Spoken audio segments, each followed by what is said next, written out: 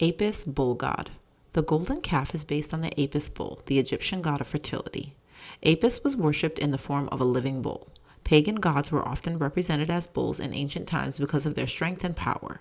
This detail showing the Egyptian deity Horus and the Apis bull was found near Teti's pyramid in Saqqara, Egypt. The golden calf. With Moses staying on the mountain for such a long time, the Israelites thought he was never coming back. Golden calf. This golden calf is a 17th century CE representation of what the calf may have looked like. They went to his brother Aaron and said, "Please make us a god. We need someone to worship. Moses brought us out of Egypt, but we don't know what has happened to him. He has deserted us." Aaron listened and thought for a little while. Then he told them to bring whatever gold jewelry they had to him. Obediently, they took off their necklaces, slipped off their bracelets and their rings, and unclipped their earrings. They even searched in their bags for any gold trinkets that they might have hidden at the beginning of their journey. They gave it all to Aaron.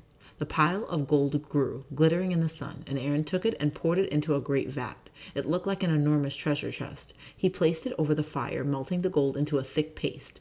Then he let it cool slightly and molded it into the shape of a young calf. When he had finished, it bore a passing resemblance to the Egyptian bull god Apis.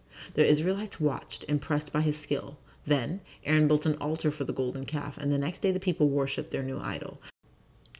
They made sacrifice to it and put burnt offerings on the altar, and they feasted and drank and danced through the night. Moses had been on the mountain for 40 days, and the Lord told him that he must go down to his people again. They have been quick to turn away from what I commanded and have made themselves an idol cast in the shape of a calf.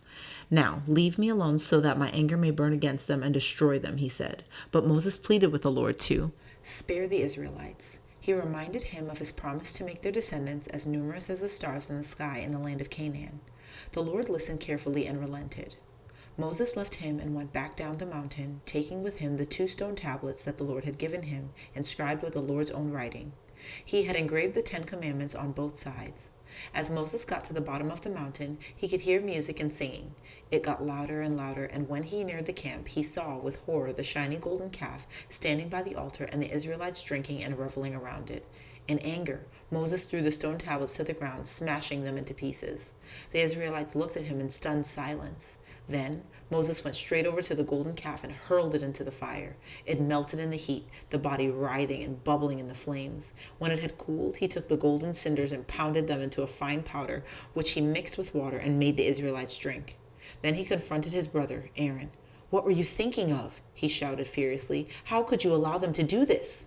Moses could see that the Israelites were out of control. They were a danger to themselves and had become a laughingstock to their enemies. Moses went to the entrance of the camp and summoned the people to him. "Whoever is on the side of the Lord, come to me," he shouted. And the people of the Levite tribe were the only ones who came to his side. Everyone else stood back and looked the other way. He told the Levites that they must take their swords and teach the rest of the Israelites a lesson. There was a terrible massacre that day as the Levites killed at least 3,000 of their kinsmen. Afterward, Moses congratulated the Levites and said to them, "You have been set apart today, and the Lord has blessed you." Then he went back up the mountain to speak to the Lord and to ask for his forgiveness. "Oh, what a great sin these people have committed," he said. "They had made themselves a god of gold. But now please forgive their sin. Go lead the people to the promised land, and my angel will go with you," replied the Lord. "However, they have sinned, and I will punish them when the time is right." And he told Moses to write the 10 commandments on 2 new tablets of stone to replace the ones that had been broken. Egyptian jewelry. Ancient Egyptians were skilled at crafting jewelry. Extracted metals such as gold and silver were processed and inset with semi-precious stones.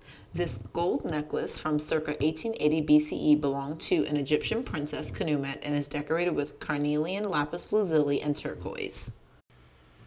Levites. Descended from Aaron, the tribe of Levi was one of the 12 tribes of Israel, and the only one not to worship the golden calf. The Lord rewarded this loyalty by making them priests and giving them 48 cities where they organized worship and took care of the temples. As a result, many tombstones of Levites are distinguished by hands symbolizing the blessing of the priests. Above. Understanding the story. Many pagan civilizations showed their gods as bulls because they symbolized power. By worshiping the golden calf, the Israelites are breaking the 2nd commandment of the covenant law. God told Moses to inscribe the commandments on 2 tablets in keeping with the Middle Eastern tradition of writing 2 copies of a treaty, one for the king and one for his subjects.